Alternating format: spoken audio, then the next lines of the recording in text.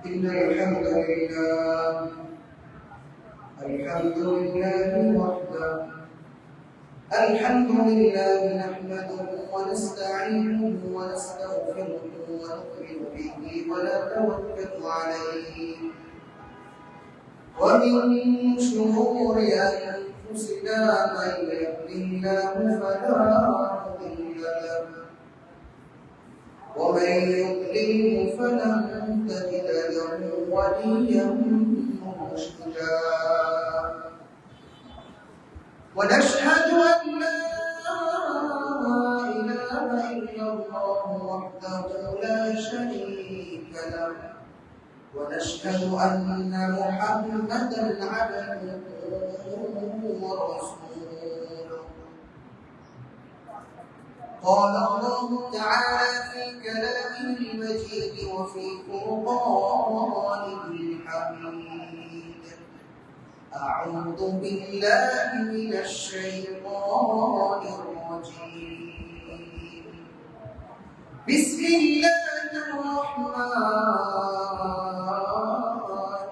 الرحيم يا أيها الذين آمنوا اتقوا الله حق تقاته ولا تموتن إلا وأنتم مسلمون يا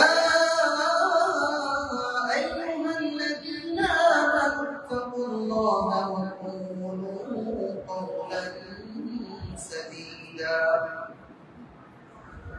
وقال تعالى يا أيها الناس اتقوا ربكم الذي خلقكم من نفس واحدة وخلق منها زوجها وبث منهما رجالا كثيرا ونساء واتقوا الله الذي تساءلون به والأرحام إن الله كان عليكم رقيبا أما بعد فإن خير الحديث كتاب الله وخير الهدي هدي محمد صلى الله عليه وسلم وشر الأمور محدثاتها وكل محدثة بدعة وكل بدعة ضلالة وكل ضلالة في النار أو كما قال عليه الصلاة والسلام سبحانك لا علم لنا إلا ما علمتنا إنك أنت العليم الحكيم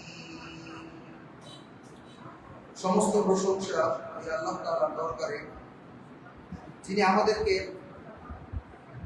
পবিত্র জুমার দিনে আমাদের সমস্ত ব্যস্ততা থেকে নিজেদেরকে ফারিগ করে আল্লাহর ঘর মসজিদ পৃথিবীর মধ্যে সবচাইতে উৎকৃষ্ট জায়গা বেস্ট অফ দ্য প্লেস সবচাইতে পবিত্র জায়গা মসজিদে আসার বসার কোরআন হাদিস থেকে ইখলাসের সহিত কিছু আলোচনা করার এবং আমলের নিয়তে কিছু আলোচনা শোনার তৌফিক দিয়েছেন। এই জন্য আমরা আমাদের অন্তরের অন্তঃস্থল থেকে আল্লাহ তাআলার দরবারে শুকরিয়া জ্ঞাপন করি বলি আলহামদুলিল্লাহ। সম্মানিত হাজিরিন, গত জুমায় লক্ষ কোটি দরুদ ও সালাম বিশ্বনবী হযরত মুহাম্মদ রাসূলুল্লাহ সাল্লাল্লাহু আলাইহি ওয়াসাল্লামের উপর আমরা সকলে সংক্ষিপ্ত স্বরে বলি আল্লাহুম্মা সাল্লি ওয়া সাল্লিম ওয়া বারিক আলাইহি। গত জুমায় আমাদের আলোচনার বিষয় ছিল নেক আমল নষ্টকারী এমন বিষয়সমূহ। আমরা আমাদের সময় সংক্ষিপ্ততার কারণে আলোচনা শেষ করতে পারিনি।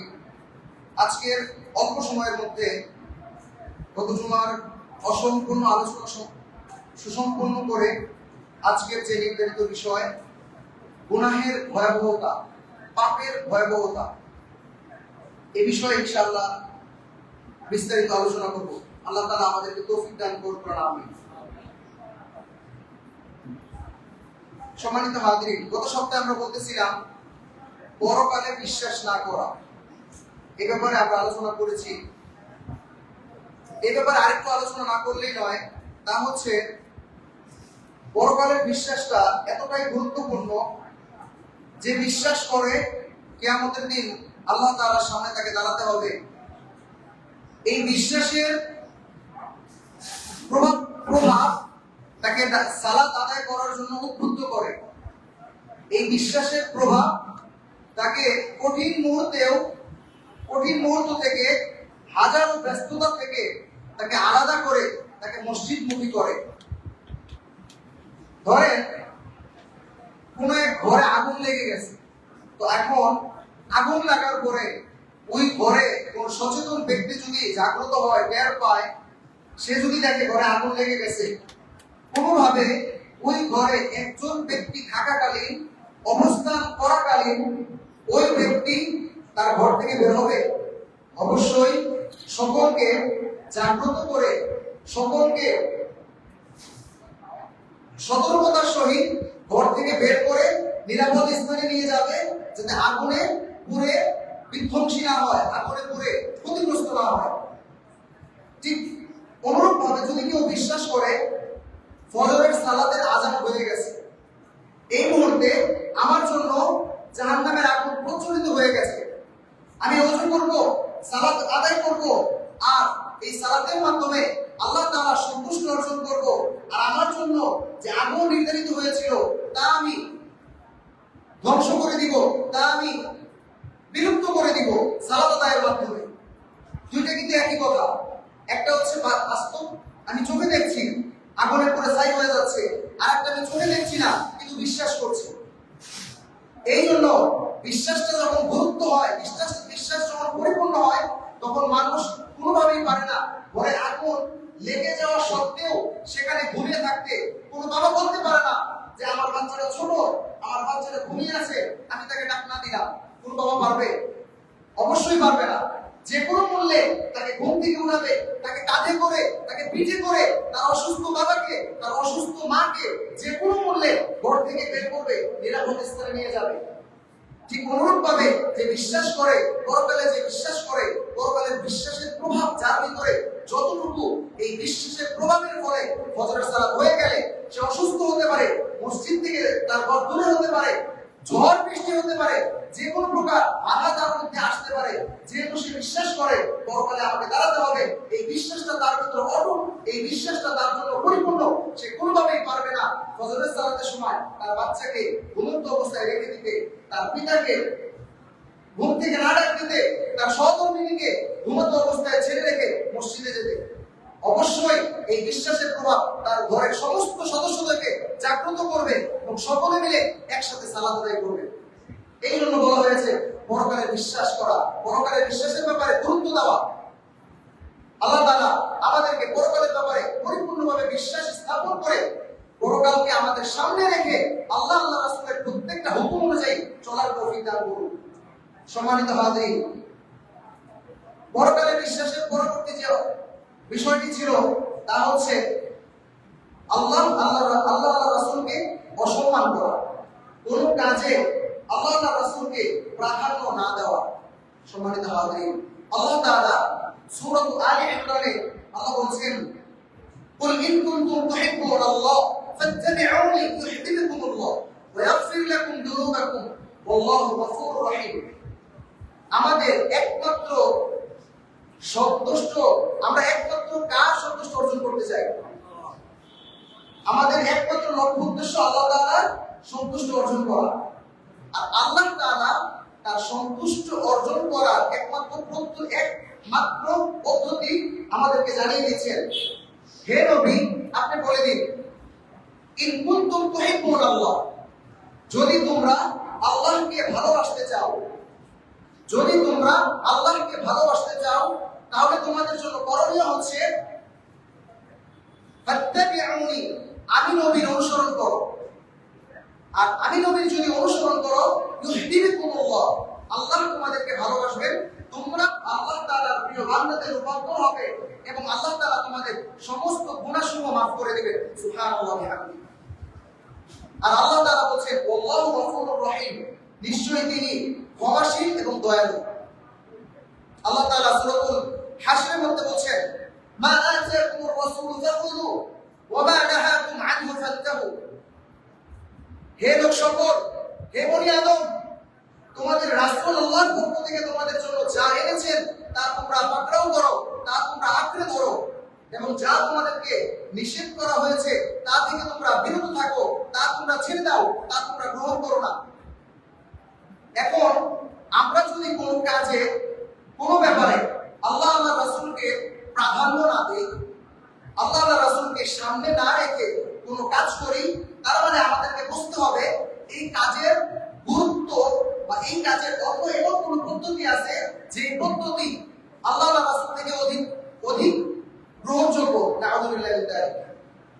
তার মানে পৃথিবীতে এমন কোন পদ্ধতি হতে পারে না, এমন কোন নীতি মত ও পথ হতে পারে না যে পথ আল্লাহ রাসূল থেকে অধিকতর প্রিয় বা গ্রহণযোগ্য। তার মানে সবচেয়ে গ্রহণযোগ্য হচ্ছে আল্লাহ তাআলার আদেশ, এবং সবচেয়ে গুরুত্বপূর্ণ হচ্ছে আল্লাহ রাসূল সাল্লাল্লাহু আলাইহি ওয়াসাল্লামের রেখে যাওয়া বাণী সুন্নাহ। তার মানে আমাদের প্রত্যেকটা কাজ করার ক্ষেত্রে আমাদেরকে দেখতে হবে আমি যেই কাজটি করছি এই কাজকে কাকে প্রাধান্য দিয়ে আমি এই কাজটি করছি, কার দেখানো মত পথ অনুযায়ী আমি এই কাজটি করছি। সম্মানিত হাজির, আমরা যদি আমাদের সমাজের মধ্যে লক্ষ্য করি, আমরা দেখতে পাবো গুটি কয়েকজন মুখলিস বান্দা বান্দি ব্যতীত সমাজের সব জায়গায় বিজাতীয় পশ্চাৎ সংস্কৃতি এবং বিজাতীয় কালচার আমাদের মধ্যে বিরাজমান। জন্মের পর থেকে নিয়ে যদি শুরু করি, সন্তান হওয়ার পরে আল্লাহ রাসূল বলেন তার এক কানে আযান দাও, আর কানে ইকামত দাও, এবং 7 দিনের দিন তার ব্যাপারে আকীদা করো, এবং এই সন্তানকে আল্লাহ রাসূলের শিক্ষার পাশাপাশি তাকে সুশিক্ষিত করো। আমাদের আলোচনা বিষয় হচ্ছে এটা হচ্ছে আল্লাহ রাসূলের নীতি। কিন্তু আমরা যদি আমাদের সমাজে দেখি, আল্লাহ রাসূলের নীতি রেখে সাধারণ জীবনযাত্রা, স্কুল কলেজের লেখাপড়া, ফিজিক্স কেমিস্ট্রি ম্যাথ বায়োলজি, এই সমস্ত বিষয়ের উপর এতটাই গুরুত্ব দেওয়া হয় যে কোরআনের কোনো গুরুত্বই নাই, কোরআন শিক্ষার কোনো প্রয়োজনীয়তা নাই। বক্তব্যে একদিন যায় তো 3 দিন যায় না, কোনো গুরুত্ব নাই। অথচ কোরআন যার মধ্যে নাই তার অন্তর ওই সমস্ত ঘরের নাই, যে ঘরটা সুসজ্জিত কিন্তু ঘরের মধ্যে কোনো কিছু নেই, ঘরের ভিতর ফাঁকা শূন্য।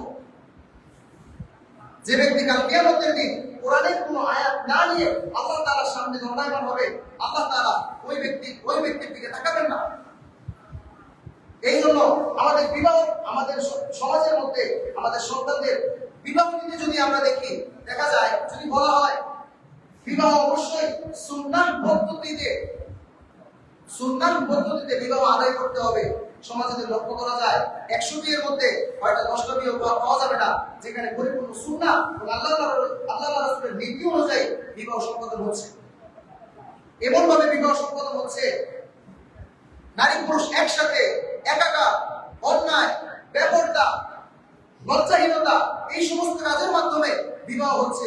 অথচ আল্লাহ রাসূল বলছে কখনোই নারী পুরুষ একত্রে এক জায়গায়, যাদের জন্য মাহরাম নাই, যাদের জন্য পর্দা ফরজ, তাদের একসাথে একই অবস্থানে কোনো আয়োজনে উপস্থিত হওয়া, কোনো আয়োজনে থাকা, দেখা করা, সাক্ষাৎ করা বিলকুল হারাম।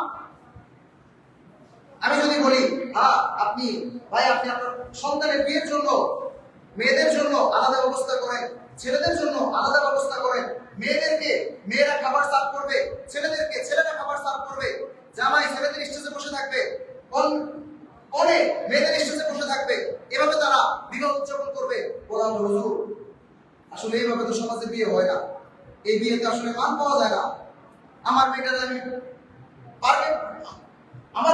এত টাকা দিয়ে সাজাই নিয়ে আসছি, মানুষ যদি না দেখে এই সাজানোর কি মূল্যায়ন হলো? আপনি আপনার কন্যা সন্তান দ্বারা, আপনি আপনার সন্তানের এই আয়োজন দ্বারা জাহান্নামের আগুনকে প্রজ্বলিত করলেন। নাউযুবিল্লাহ মিন যালিক।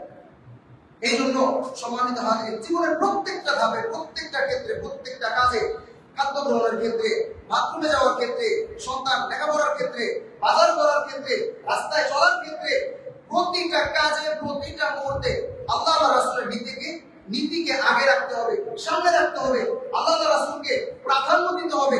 এর মাধ্যমে আল্লাহ এবং রাসূলের সন্তুষ্টি অর্জন করা যাবে। আর এই কাজটি যখন না করা হবে, আমাদের সমস্ত আমল বরবাদ হয়ে যাবে, সমস্ত আমল ক্ষতিগ্রস্ত হবে।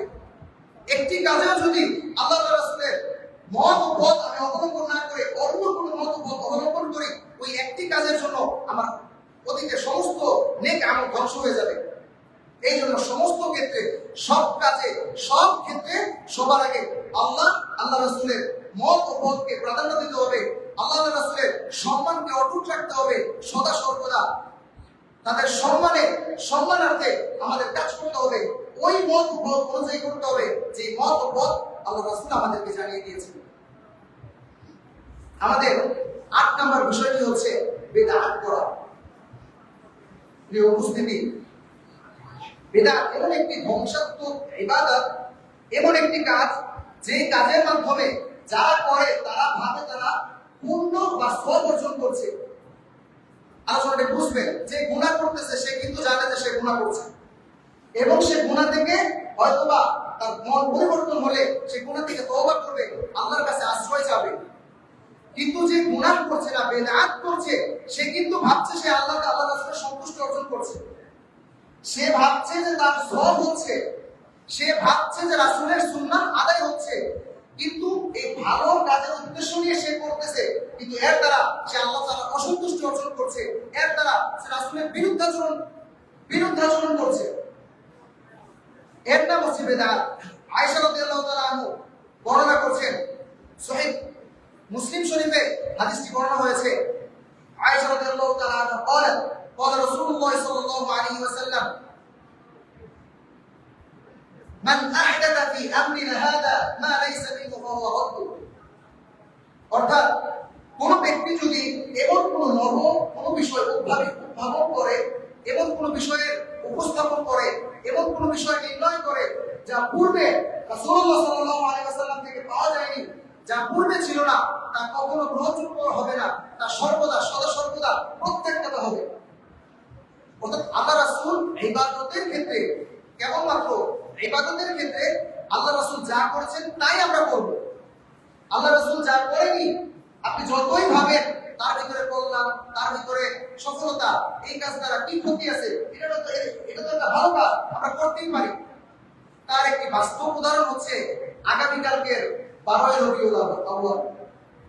এক শ্রেণী মানুষের কাছে এটা ঈদ, সবার সেরা ঈদ, ঈদে মিলাদুন নবী। নাউযুবিল্লাহি মিন যালিক। কোরআন হাদিস থেকে আমরা জানি মুসলমানের ঈদ কয়টি? ঈদুল ফিতর, ঈদুল আযহা। যদি সবার সেরা ঈদের সেরা ঈদে মিলাদুন নবী যদি হয়েই থাকতো, অবশ্যই আল্লাহ তাআলা আমাদেরকে কোরআনের মাধ্যমে জানাতেন, অথবা আল্লাহ রাসূল সাল্লাল্লাহু আলাইহি ওয়াসাল্লাম তার হাদিস থেকে আমাদেরকে জানাতেন যে এই সবচেয়ে সেরা ঈদ হচ্ছে ঈদে মিলাদুন নবী। নাউযুবিল্লাহ। আল্লাহ রাসূল সাল্লাল্লাহু আলাইহি ওয়াসাল্লাম তার কোনো হাদিস দ্বারা প্রমাণিত নাই যে ঈদে মিলাদুন নবী বলতে কোনো ঈদ আছে। আমি কোন হাদিস বলেছি, এখানে আমি শুদ্ধ অশুদ্ধ, দাঈফ, মুতাওয়াতির, দুর্বল এবং কোন মত যদি পাওয়া যায় ঈদ বলে, ঈদে মিলাদুন নবী বলে কোন শব্দ আছে, তাও গ্রহণযোগ্য হতো, তাও আমরা মেনে নিতাম। দুর্বল কোনো মত নেই যে ঈদে মিলাদুন নবী বলতে কোনো ঈদ আছে। যদি হয়ে থাকতো অবশ্যই আল্লাহ রাসূল তিনি পালন করতেন, অথবা সাহাবা আজমাইনদেরকে বলে যেতেন, আমার পরবর্তী জীবন দশায় তোমরা আমাদের জন্মদিন উপলক্ষে, আমার এই শুভাগমনের উপলক্ষে তোমরা আমার জন্য ঈদ উদযাপন করবে, এরকম বর্ণনা পাওয়া যেত। শুধু তাই না, খোলাফায়ে রাশিদিনের যে জীবন, এই জীবনে থেকে তারা এই 12 রবিউল আউয়ালে ঈদ উদযাপন করেছে, অথবা রবিউল আউয়াল মাসে ঈদ উদযাপন করেছে, এমন কোনো রিওয়ায়াত নেই। সাহাবা আজমাইনের জীবনে নেই, তাবেঈনের জীবনে নেই, আইম্মায়ে মুজতাহিদিনের জীবনে নেই। শুধু তাই না, চার মাযহাবের যে প্রসিদ্ধ ইমাম তাদের জীবনেও নেই। আমাদের বাংলাদেশের প্রবীণ আলেম ছিলেন আশরাফ আলী থানভী রাহিমাহুল্লাহ, হাফিজ চৌধুরী রাহিমাহুল্লাহ, তাদের থেকেও এইরকম কোনো মত পাওয়া যায় না। আলোচ্য বিষয় হচ্ছে আল্লাহ রাসূল যদি আমাদেরকে না জানিয়ে যান এই বলে কোনো কথা আছে, এই বলে কোনো শব্দ আছে, এবং সেরাই এমন একটা ঈদ রয়েছে যে ঈদটা সমস্ত ঈদের সেরা। আর আমরা যদি তা পালন করি, তার মানে আল্লাহ রাসূল সাল্লাল্লাহু আলাইহি ওয়াসাল্লাম আমানতের খেয়ানত করেছে। নাউযুবিল্লাহ মিন যালিক। মানে আল্লাহ জানিয়ে দিয়েছেন কিন্তু তিনি আমাদেরকে জানান নাই, এমন কোনো বিষয় আমরা পালন করছি, তার মানে আল্লাহ রাসূল খেয়ানত করেছেন। নাউযুবিল্লাহ মিন যালিক। অথবা আল্লাহ রাসূল করেননি, সাহাবা আজমাইন করেননি, আমরা করছি, তার মানে কি আমরা সাহাবা আজমাইন থেকে অধিক প্রিয়, সাহাবা আজমাইনদের থেকে আল্লাহ রাসূলকে আমরা বেশি ভালোবাসি? নাউযুবিল্লাহ মিন যালিক। এই বলতে কোনো শব্দ নেই। শুধু তাই না, তারা যে 12 রবিউল আউয়ালে আল্লাহ রাসূলের জন্মদিন পালন করে, এটাও ভুল, এই গণনাটাও ভুল, এই মতটাও ভুল। মুহাম্মদ ইবনে আব্দুল্লাহ আল্লাহ রাসূল সাল্লাল্লাহু আলাইহি ওয়াসাল্লাম প্রথম হজরত বর্ষের 9 রবিউল আউয়াল মক্কায় তার নিজ পিতৃগৃহে সুবহে সাদিকের পর জন্মগ্রহণ করেন সর্বসম্মত বিশুদ্ধ মত অনুসারে, এবং 11 হিজরি সনের 1 রবিউল আউয়াল মদিনা মুনাওয়ারায় আনুমানিক সকাল 10 ঘটিকায় তিনি মৃত্যুবরণ করেন। বিদায়ী হজ 9 জিলহজ মাসের শুক্রবারে বিদায়ী হজ হয়েছিল। আর বিশুদ্ধ মত অনুসারে বিদায়ী হজে 80 থেকে 81 দিন আল্লাহ রাসূল সাল্লাল্লাহু আলাইহি ওয়াসাল্লাম বেঁচে ছিলেন। আর আরেকটি মত হচ্ছে 90 থেকে 91 দিন, তবে এই মতটি ভুল। এখন আল্লাহ রাসূল সাল্লাল্লাহু আলাইহি ওয়াসাল্লাম সোমবারে জন্মগ্রহণ করেছেন এবং সোমবারে মৃত্যুবরণ করেছেন, এই ব্যাপারটা সবার কাছে সমস্ত হাদিসের বর্ণনা অনুযায়ী এক। এবং তিনি যে সোমবারে জন্মগ্রহণ করেছেন এই ব্যাপারে কারো কোনো দ্বিমত নেই, কোনো মতানৈক্য নেই। এখন আমার আলোচনার বিষয় হচ্ছে আল্লাহ রাসূলকে ভালোবেসে আল্লাহ রাসূলের জন্মের শুভাগমন উপলক্ষে কেউ যদি জন্মদিন পালন করতেই চায়, আল্লাহ রাসূল প্রতি ভালোবাসতেই চায়, তাহলে তার জন্য কর্তব্য হচ্ছে, করণীয় হচ্ছে আল্লাহ রাসূলের জন্মের শুভাগমন উপলক্ষে সোমবার দিন রোজা রাখা। আল্লাহ রাসূল সাল্লাল্লাহু আলাইহি ওয়াসাল্লামকে জিজ্ঞাসা করা হলো, ইয়া রাসূলুল্লাহ, আপনি আমাদেরকে সোমবারের রোজা সম্পর্কে বলুন। তিনি বললেন, ওয়ালিদতু ফীহি ওয়া আনজালাল্লাহু আলাইহিল কুরআনা ফীহি। আমি এই দিনে সোমবারে জন্মগ্রহণ করেছি, সোমবারেই আমার উপর ওহী নাযিল হয়েছে, সোমবারেই আমার উপর কোরআন নাযিল হয়েছে, আমি সোমবারে ইন্তেকাল করেছি, এই জন্য আমি আমার জন্মের এই শুভ দিন উপলক্ষে আমি রোজা রাখি। শুধু তাই না, সোমবার এবং বৃহস্পতিবার বান্দার নেক আমলসমূহ আল্লাহ তাআলার কাছে পেশ করা হয়। এই জন্য আল্লাহ রাসূল তার জীবন দশায় সব সময় সোমবার বৃহস্পতিবার রোজা রাখতেন। হ্যাঁ, আপনি যদি আল্লাহকে ভালোবেসেই থাকেন, আমরা যদি আল্লাহকে ভালোবাসতেই হয়, আল্লাহ রাসূলের জন্মদিন উপলক্ষে শুভ দিন উপলক্ষে যদি আমাদেরকে কোনো জন্মদিন পালন করতেই হয়, কোনো ভালো কাজ করতেই হয়, তাহলে সেটা হবে আমার মৃত্যু পর্যন্ত, আমার জীবন দশা থেকে মৃত্যু পর্যন্ত সোমবারের রোজাকে বাদ না দেওয়া, সোমবার দিন রোজা রাখা। আজকে যারা জশ্নে জুলুস করছে, আজকে যারা ঈদে মিলাদুন নবী বলতে র্যালি করছে, আজকে যারা ঈদে মিলাদুন নবী বলতে ঈদে মিলাদুন নবীর দিন শিরনি বিলাচ্ছে, একদিনে আল্লাহ রাসূলের সমস্ত ভালোবাসা উজাড় করছে, এটার নাম ভালোবাসা নয়। তাদের ব্যক্তিগত জীবন ঘাটলে দেখা যাবে রাসূলের সুন্নাতের কোনো ধার ধারে না, আল্লাহর হুকুমের কোনো ধার ধারে না। সম্মানিত হাজির, আসুন আমরা আমাদের এই সমস্ত ভুল আকীদা বিশ্বাস, ভুল নীতি থেকে বিরত হয়ে রাসূল সাল্লাল্লাহু আলাইহি ওয়াসাল্লামের সহিহ সুন্নাহর আলোকে আল্লাহ রাসূলের জন্মের দিন উপলক্ষে ওই সমস্ত কাজ আল্লাহ করার তৌফিক দান করুন যা আল্লাহ রাসূল আমাদেরকে বলে গেছেন। এই জন্য আমাদেরকে সমস্ত বেদাত থেকে দূরে থাকতে হবে। অনেকে বলে, হ্যাঁ, এটা একটি বেদাতে হাসানা, এটা করলে সওয়াব আছে। আরে বেদাত তো বেদাতই, নাপাক জিনিস তো নাপাক জিনিসই।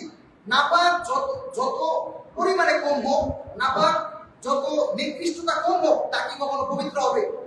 পবিত্র বস্তু বলতে গণ্য হবে? হবে না। বেদাত মানে নব আবিষ্কৃত জিনিস, নতুন সংস্কারের জিনিস। এটা ভালো হোক মন্দ হোক, এটা নির্দিষ্ট। আল্লাহ রাসূল বলেছেন, কুল্লু বিদআতিন দালালা, প্রত্যেক নব আবিষ্কৃত জিনিস ভ্রান্ত, ও কুল্লু দালালাতিন ফিন্নার, আর সমস্ত ভ্রান্ত জাহান্নামী। বেদাত আবার হাসানা কিভাবে হয়? বেদাত আবার মানে ভালো বেদাত, খারাপ বেদাত। ভালো বেদাত আবার কিভাবে হয়? কোন হাদিস থেকে তো ভালো বেদাত বলে কোনো শব্দ কোন হাদিসে পাওয়া যায় না। সুতরাং আল্লাহ রাসূল যা করেছেন তাই আমরা করব, এতে সওয়াব আছে। বলা হয় এটা সওয়াব আছে। বেদাত মানে ধ্বংস, আর ধ্বংসের কোনো কাজে কেবলমাত্র জাহান্নামের আগুনকে প্রজ্বলিত করা, তাতে কখনো সওয়াব হতে পারে না। এই জন্য আমাদের জীবনযাপনে আমাদের প্রত্যেকটা কাজ থেকে আমরা লক্ষ্য করব অবশ্যই যেন আমাদের দ্বারা কোনো বেদাত আবিষ্কৃত না হয়, কোনো বেদাতের অনুসরণ যেন আমাদের দ্বারা না হয়। কারণ বেদাতের ব্যাপারে আল্লাহ রাসূল কঠিন হুঁশিয়ারি দিয়ে গেছেন, সমস্ত বেদাত ধ্বংস। আয়েশা রাদিয়াল্লাহু তাআলা আমাদেরকে জানিয়ে দিয়েছেন, তাই গ্রহণযোগ্য হবে যা আল্লাহ রাসূল থেকে পাওয়া গেছে, যা সাহাবা আজমাইন থেকে পাওয়া গেছে।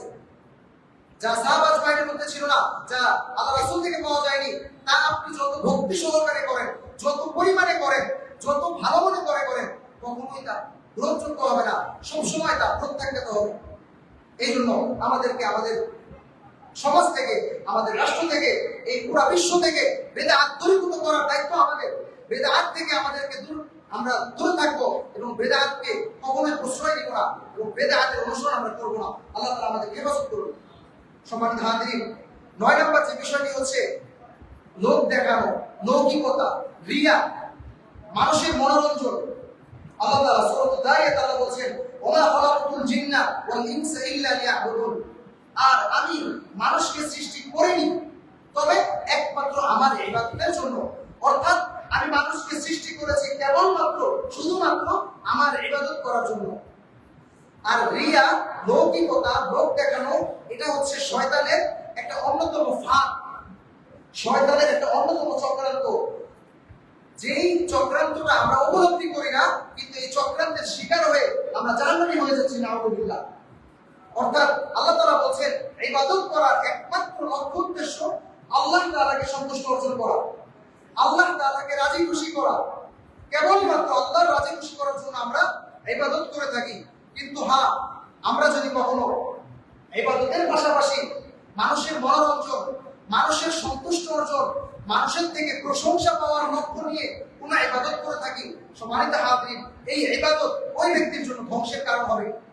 আল্লাহ তাআলা সূরাতুন নাহলে আল্লাহ বলছেন, আরাআইতাল্লাযী ইউকাযযিবু বিদ্দীন ফাযালিকাল্লাযী ইয়াদউল ইয়াতীম ওয়া লা ইয়াহুদ্দু আলা তাআমিল মিসকিন ফাওয়াইলুল লিল মুসাল্লিন।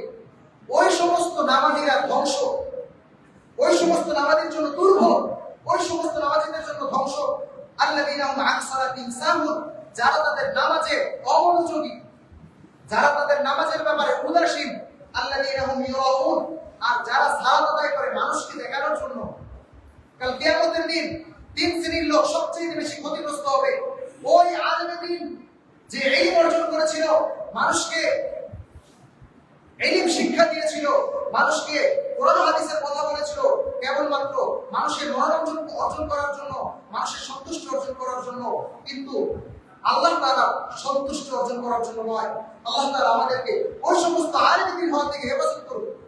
এবং 2 নম্বর ব্যক্তি হচ্ছে ওই সমস্ত দানশীল যে মানুষকে দান করত, মানুষের জন্য খরচ করত, মানুষের সন্তুষ্টি পাওয়ার জন্য।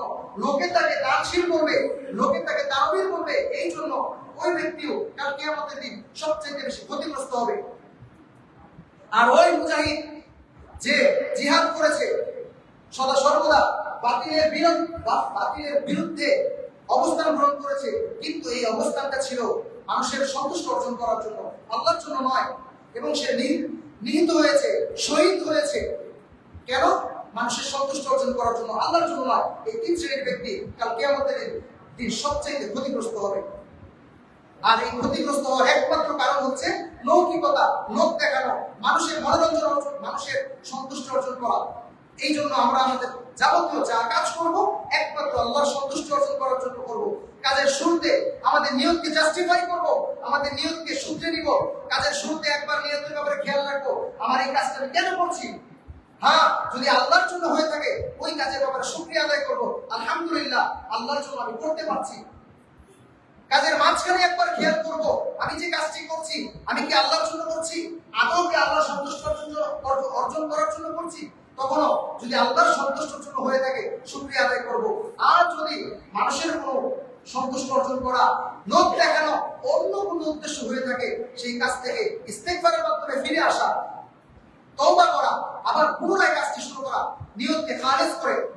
বুখারী মুসলিমের হাদিস, ইন্নামাল আমালু বিন্নিয়াত, প্রত্যেকটা কাজ মানুষের নিয়তের উপর নির্ভরশীল।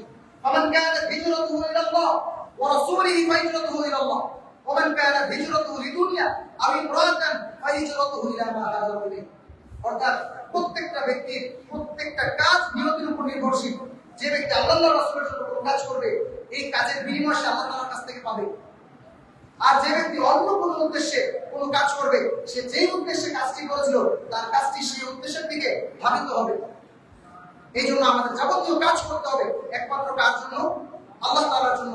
রিয়া, লৌকিকতা থেকে আল্লাহ তাআলা আমাদেরকে হেফাজত করুন, আল্লাহ তাআলা আমাদেরকে মুক্ত রাখুন। সম্মানিত হাজির, আজকের জুমার যে আরেকটা বিষয় তা হচ্ছে পাপের ভয়াবহতা, গোপনে পাপের পরিণাম। আর পাপ হচ্ছে বান্দা এবং তার স্রষ্টা এবং সৃষ্টির মধ্যে পর্দা সৃষ্টিকারী, বাধা সৃষ্টিকারী, দেওয়াল নির্মাণকারী। অর্থাৎ বান্দা যখন পাপ করে সে আস্তে আস্তে আল্লাহ থেকে দূরীভূত হতে থাকে, দূরবর্তী হতে থাকে। সুনানে তিরমিজি শরীফে এবং তিরমিজি শরীফের একটি গুরুত্বপূর্ণ হাদিস, ইমাম তিরমিজি রাহিমাহুল্লাহ এই হাদিসটিকে হাসান সহিহ বলে আখ্যায়িত করেছেন। আন আবি হুরায়রা রাদিয়াল্লাহু তাআলা আনহু, আবু হুরায়রা রাদিয়াল্লাহু তাআলা আনহু থেকে বর্ণিত, তিনি বলেন, ইন্নাল মুমিনা ইদা কাযিবা ইদা দামবান কানাত নুকতাতুন সাওদাউ ফি কলবি। অর্থাৎ যখন কোন মুমিন কোন গুনাহ করে, কোন অন্যায় করে, তখন তার অন্তরে একটি কালো দাগ পড়ে যায়, তার অন্তরে একটি কালো দাগ পড়ে যায়। ফাইন তাবা ওয়াস্তাগফারা সুবিলা কলবু। হ্যাঁ, যদি সে ফিরে আসে এবং তওবা করে, তার কালো দাগটি মুছে যায় এবং আল্লাহ তাআলা তাকে ক্ষমা করে দেন। ওয়া ইন জাদাত, আর যদি সে ফিরে না আসে, তওবা না করে, সে তার গুনাহের উপর অটল থেকে যায়, তাহলে তার এই গুনাহ করতে করতে তার অন্তর কালো হয়ে যায়, তার অন্তরে মরিচা পড়ে যায়। আর এই হাদিসের মধ্যে আল্লাহ রাসূল সূরাতুল মুতাফফিফিনের আয়াত নাম্বার 14 তেলাওয়াত করেছেন, হাত্তা কাল্লা রানা আলা কুলুবিহিম মা কানু ইয়াকসিবুন। এমতো অবস্থায় গুনাহ করতে গুনাহ দ্বারা তার অন্তরে মরিচা পড়ে যায়, যা প্রতিনিয়ত সে উপার্জন করছে। এভাবে গুনাহ করতে বান্দার অন্তরে গুনাহের মরিচা পড়ে যায়, তখন তার দ্বারা কোনো ভালো কাজ ভালো লাগে না। ভালো কাজের কথা বললে সে উৎসাহ পায় না, সে আগ্রহ পায় না, তার মনে চায় না। অথচ আল্লাহ তাআলা মুমিনদের ব্যাপারে বলছেন, সূরাতুল আনফাল আল্লাহ বলছেন, ইন্নামাল মুমিনুনা আল্লাযীনা ইযা যুকিরাল্লাহ। যখন মুমিনদের সামনে, কোন মুসলিম কোন মুমিনের সামনে যখন আল্লাহর যিকির করা হয়, আল্লাহর আলোচনা করা হয়, তখন তার ওয়াজিলাত কুলুবুহুম, তার অন্তর বিগলিত হয়ে যায়। সুবহানাল্লাহ। আর ওয়াইদা তুলিয়াত আলাইহিম আয়াতু যাদাতহুম ঈমানা। আর যখন তাদের সামনে আল্লাহ তাআলা কোরআন কারীমের আয়াত তেলাওয়াত করা হয়, তখন তাদের ঈমান বৃদ্ধি পায়। সুবহানাল্লাহ, তাদের ঈমান বৃদ্ধি পায়। ওয়া আলা রাব্বিহিম ইয়াতাওয়াক্কালুন, তারা একমাত্র ডিপেন্ড করে, একমাত্র নির্ভর করে আল্লাহ তাআলার উপর। অথচ যখন কোন মুমিন পাপের মধ্যে অবিচল থাকে, পাপের মধ্যে স্থির থাকে, তখন তার হৃদয় মরিচা পড়ে যায়, তার হৃদয়টা কলুষিত হয়ে যায়। তখন তার দ্বারা ভালো কাজ অপছন্দ লাগে, ভালো কাজ তার কাছে খারাপ লাগে, ভালো কাজের প্রতি সে আগ্রহ পায় না। সে আগে সালাত আদায় করতো, এখন সালাত আদায় করতে মন চায় না। সে আগে রাসূলের সুন্নাহ মানতো, তার দেহে রাসূলের সুন্নাহ দেখা যেত, সে রাসূলের সুন্নাহ অনুযায়ী জীবনযাপন করতো। এখন সে বলে দাঁড়িয়ে থাকতে ভালো লাগে না।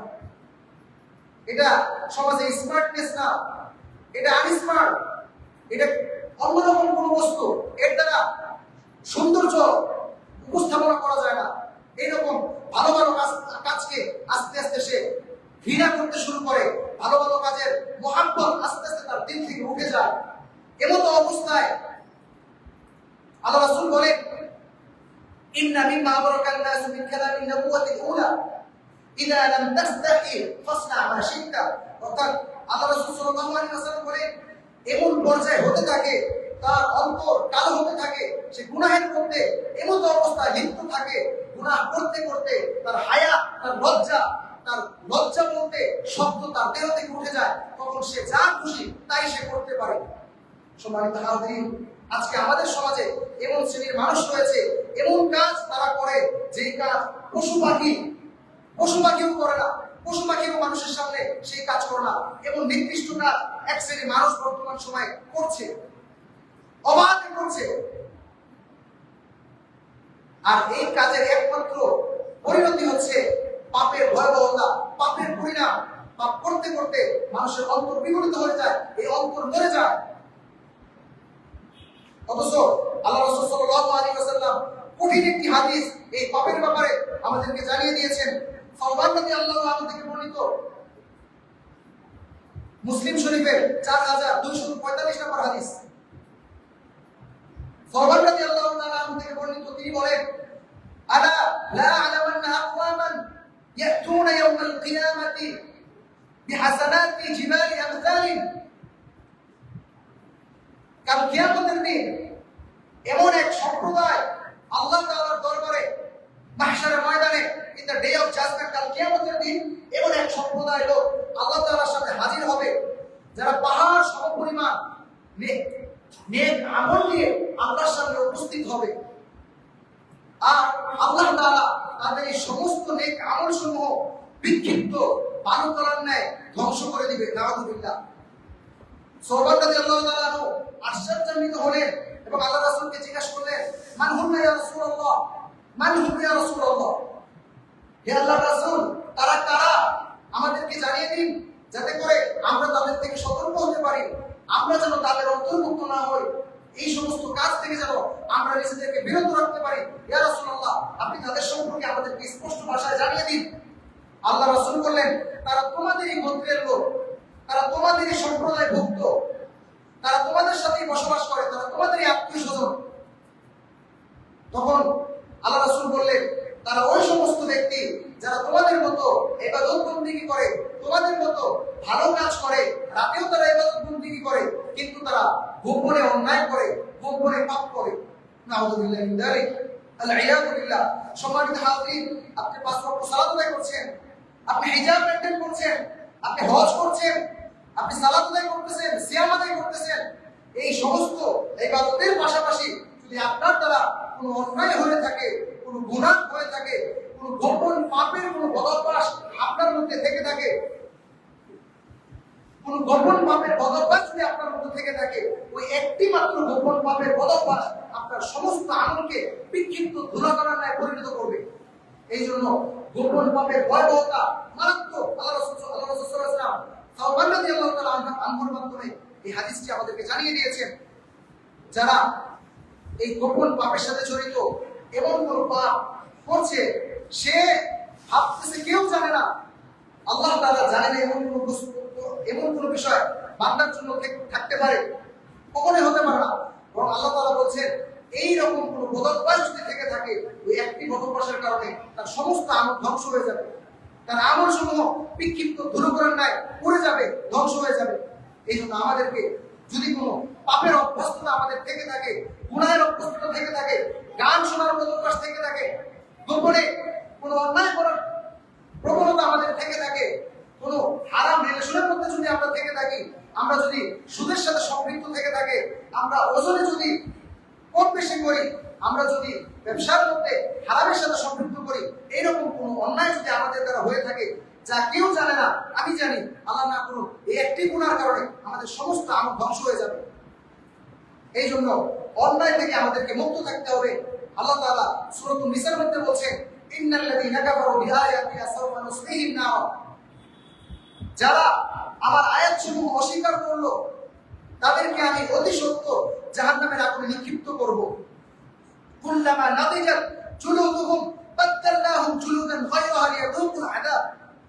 আর যখন জাহান্নামে তারা পুড়তে থাকবে, নিপীড়িত হতে থাকবে, তাদের চামড়া সমূহ খসে যাবে, তাদের চামড়া সমূহ পুড়ে যাবে, অমত অবস্থায় পুনরায় তাদের নতুন চামড়া গজাবে, আবার তা পুড়ে যাবে, আবার তা খসে যাবে, আর এইভাবে তার আযাব চলতে থাকবে, যাতে করে সে বুঝতে পারে জাহান্নামের আযাব কতটা ভয়ঙ্কর।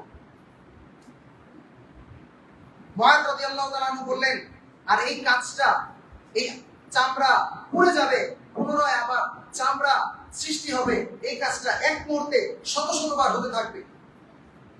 এই ব্যাপারে সূরাতুল হুমাযার মধ্যে আল্লাহ তাআলা বলছেন, আল্লাতী তাত্তালিউ আলাল আফইদা ওয়াইলুল লিকুল্লি হুমাযাতিন লুমাযা, যারা প্রকাশ্যে নিন্দাকারী, গোপনে গীবতকারী, তাদের জন্য ধ্বংস এবং দুর্ভোগ। আল্লাযী জামাআ মালাহু ওয়া আদ্দাদা, যারা তাদের সম্পদ জমা করে এবং পুনরায় তা গণনা করে, বারবার তা গণনা করে, ইয়াহসাবু আন্না মালাহু আখলাদা, অর্থাৎ সে ধারণা করে, সে ভাবে তার এই সম্পদ তাকে চিরঞ্জীব করবে। কাল্লা লা ইয়ানবাদান্না ফিল হুতামা, কখনোই না, অতি সত্বর তাকে হুতামা নামক জাহান্নামে নিক্ষিপ্ত করা হবে। ওয়ালা আদরাকা মাল হুতামা, হে নবী কিসে আপনাকে জানাবে হুতামা কি? নারুল্লাহিল মুকাদা, হুতামা হচ্ছে আল্লাহ তাআলার প্রজ্বলিত আগুন, আল্লাতী তাত্তালিউ আলাল আফইদা, যা মানুষের হৃদয়কে গ্রাস করে ফেলবে, যা মানুষের হৃদয় পর্যন্ত পুরো ছারখার করে দিবে। সম্মানিত হাজিরিন, এখানে হৃদয় পুরার তিনটা বর্ণনা রয়েছে।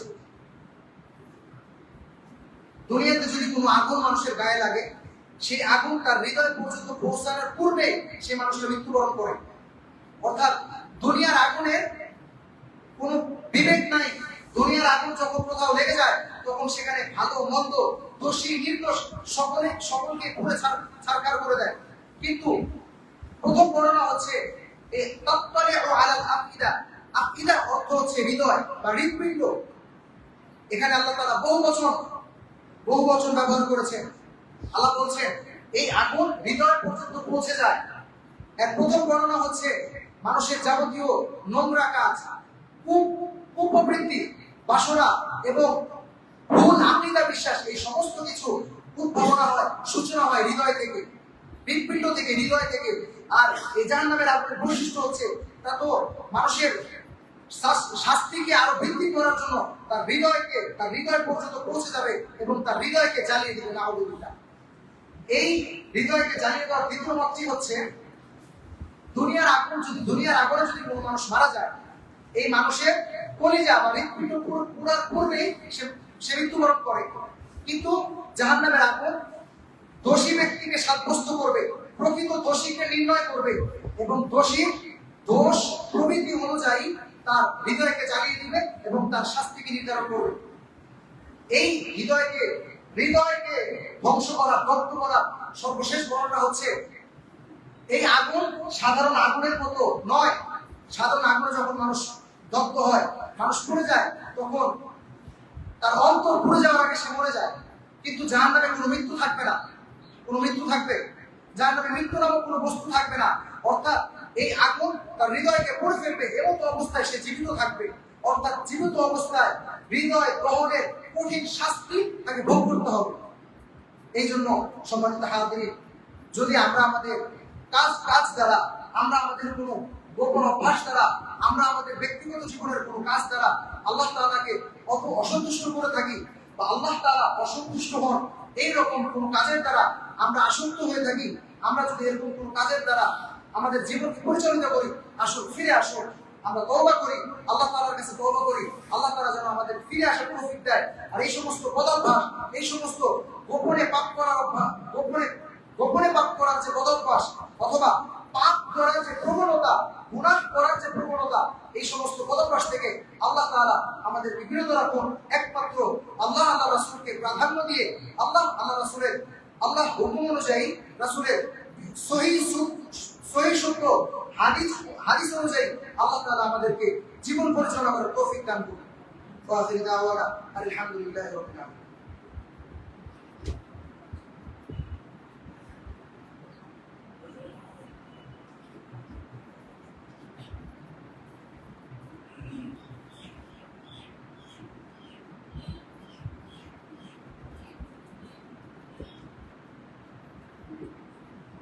إن الحمد لله والصلاة والسلام على من لا نبي بعده.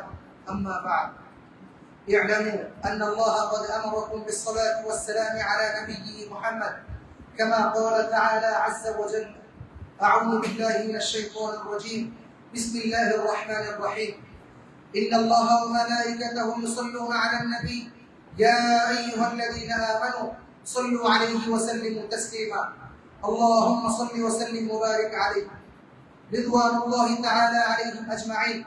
وارض اللهم عن خلفاء الراشدين المهديين الذين قضوا بالحق وبه كانوا يعدلون، وعن أبي بكر وعمر وعثمان وعلي، وعن سائر الصحابة والسابقين والتابعين منهم أجمعين. رضوان الله تعالى عليهم أجمعين. সম্মানিত উপস্থিতি, আমরা সকলে আল্লাহ তাআলার কাছে সাহায্য চাই, আল্লাহ তাআলার কাছে দোয়া করি আল্লাহ তাআলা আমাদেরকে যাবতীয় পাপ কাজ থেকে হেফাজত করবেন। আমিন। আল্লাহ তাআলা আমাদেরকে আল্লাহ তাআলার হুকুম অনুযায়ী রাসূলুল্লাহ সাল্লাল্লাহু আলাইহি ওয়াসাল্লামের সুন্নাহ অনুযায়ী আমাদের জীবনকে পরিচালনা করার তৌফিক দান করুন। প্রত্যেকটা কাজের শুরুতে আমাদের নিয়তকে বিশুদ্ধ করে একমাত্র আল্লাহ তাআলার জন্য কাজ করার তৌফিক দান করুন। মানুষ দেখানো, লোক দেখানো, মানুষের সন্তুষ্ট অর্জন করা, মানুষকে প্রদর্শন করা, এই সমস্ত ছোট থেকে ছোট, বড় থেকে বড় যাবতীয় কাজ থেকে আল্লাহ তাআলা আমাদেরকে হেফাজত করুন। আল্লাহুম্মা আ'ইজ্জাল ইসলাম ওয়াল মুসলিমিন ওয়া আযিল্লাশ শিরকা ওয়াল মুশরিকিন ওয়া দাব্বির আ'দা'আদ-দ্বীন। اللهم اجعل هذا البلد آمنا مطمئنا. اللهم إنا نسألك الهدى والتقى والعفاف والغنى. اللهم إنا نجعلك في نحورهم ونعوذ بك من شرورهم. اللهم اكفنا بحلالك عن حرامك. اللهم اكفنا بحلالك عن حرامك وأغننا بفضلك عمن سواك. اللهم اهد بنا واهد الناس جميعا. اللهم إنا نسألك الهدى والتقى والعفاف والغنى. اللهم إنا نعوذ بك من عذاب القبر ونعوذ بك من عذاب النار ونعوذ بك من فتنة المحيا والممات ونعوذ بك من فتنة المسيح الدجال. عباد الله رحمكم الله، إن الله يأمر بالعدل والإحسان وإيتاء ذي القربى وينهى عن الفحشاء والمنكر والبغي يعظكم لعلكم تذكرون. اذكروا الله العظيم الجليل يذكركم وادعوه على نعمه يزدكم ولذكر الله تعالى وأولى وأعز وأجل وأعظم وأكبر.